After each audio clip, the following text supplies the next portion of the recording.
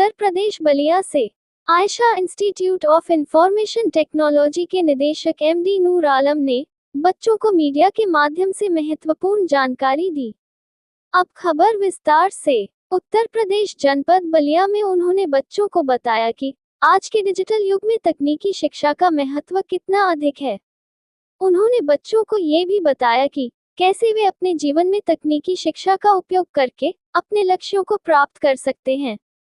MD Noor Alam ने बच्चों को ये भी बताया कि Ayesha institute of information technology में उन्हें तकनीकी शिक्षा के साथ साथ अन्य विषयों में भी शिक्षा प्रदान की जाती है। उन्होंने बच्चों को ये भी बताया कि कैसे वे अपने जीवन में तकनीकी शिक्षा का उपयोग करके अपने लक्ष्यों को प्राप्त कर सकते हैं और अपने देश के विकास में योगदान कर सकते हैं। उत्तर प्रदेश बलिया से संवाददाता सुरेंद्र गुप्ता की रिपोर्ट, न्यूज़ अवीपी से। जी सर, मेरा नाम मोहम्मद नूर आलम खान है और मैं आयशा इंस्टीट्यूट इंफॉर्मेशन टेक्नोलॉजी का फाउंडर मेंबर हूं। ये कहाँ पे चलता है सर? जी, ये हमारी संस्था बलिया सिटी में जलालपुर हमारा जो है संस्था यहाँ पर उपस्थित है, जो तनिक शोरूम के ठीक सामने है।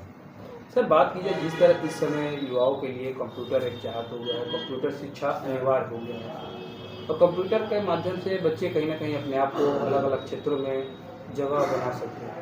तो उस बीच आप बलिया के युवाओं को, छात्रों को, नौजवानों को कैसे आप प्रेरणा स्रोत करते हैं और कंप्यूटर की तरफ ध्यान ले जाते हैं? देखिए, सबसे बड़ी बात ये है कि पहले जब मैंने संस्था इंस्टीट्यूट ओपन किया था 2014 में, तो उस समय बलिया सिटी में बच्चों को ये समझाना काफ़ी मुश्किल था कि आपको कंप्यूटर सीखना चाहिए, क्योंकि बच्चे जो है कि डिफेंस की तैयारी करते थे, तो डिफेंस में कहीं पे भी कंप्यूटर की कोई उम्मीद नहीं होती थी कि बच्चा कंप्यूटर पढ़कर उसमें नौकरी पाए कि नहीं पाए।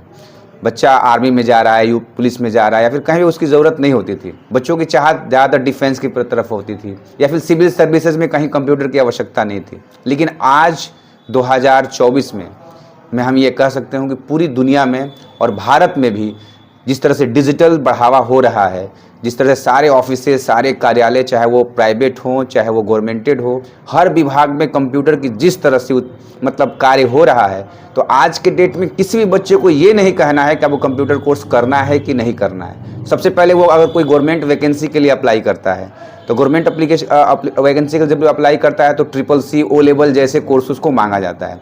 अगर वो कंप्लीट नहीं कर रहा है, भले वो कितना भी क्वालिफाइड क्यों ना हो, वो BSc हो, MSc हो या फिर MA हो, कितना भी क्वालिफिकेशन उसके पास क्यों ना हो, लेकिन वो सारी क्वालिफिकेशन धरी की धरी रह जाएगी जब तक आपकी कंप्यूटर स्किल आपके पास नहीं है।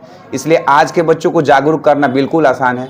उन्हें पता है कि अगर हम कंप्यूटर की स्किल लेते हैं तो आज के विषय में और आज के युग में हमें सफल होने में कोई नहीं रोक सकता। इसीलिए आज को बच्चों को समझाना बिल्कुल आसान है और बच्चे निरंतर यहाँ पर 2014 से लेकर 2024 तक तकरीबन 10 वर्ष हो चुके हैं और 8000 से भी ज़्यादा बच्चों ने यहाँ पे साक्षरता ली है और बहुत सारे ऐसे बच्चे कामयाब हैं जो गवर्नमेंट और प्राइवेट सेक्टर में वर्क कर रहे हैं।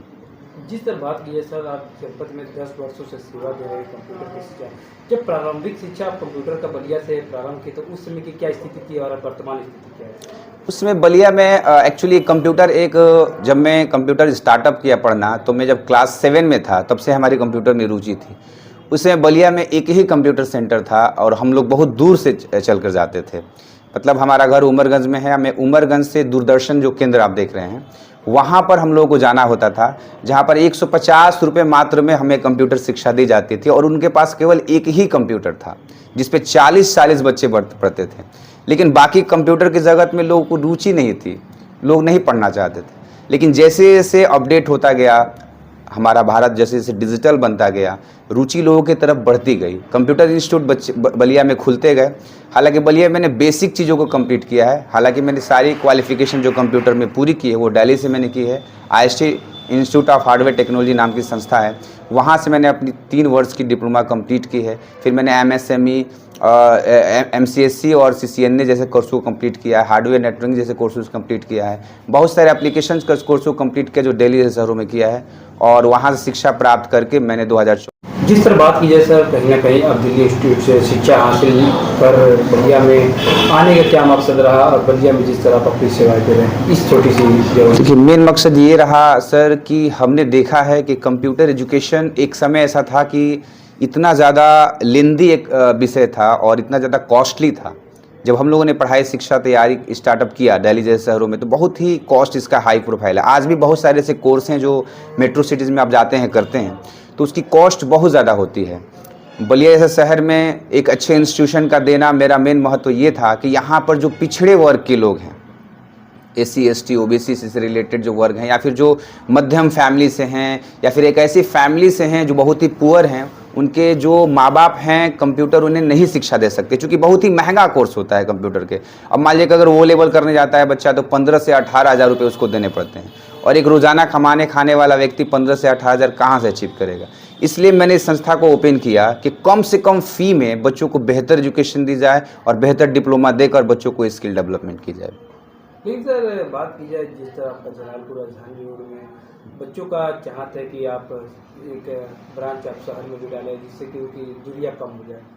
हाँ बिल्कुल, आगे हमारा इसका मिशन है कि मुझे एक और ब्रांच जो है सिटी के तरफ डालना चाहिए, और मैं डालने की कोशिश भी कर रहा हूँ। तो आगे भी इनकेस आने वाले वक्त में मेरा एक और ब्रांच ज़रूर होगा।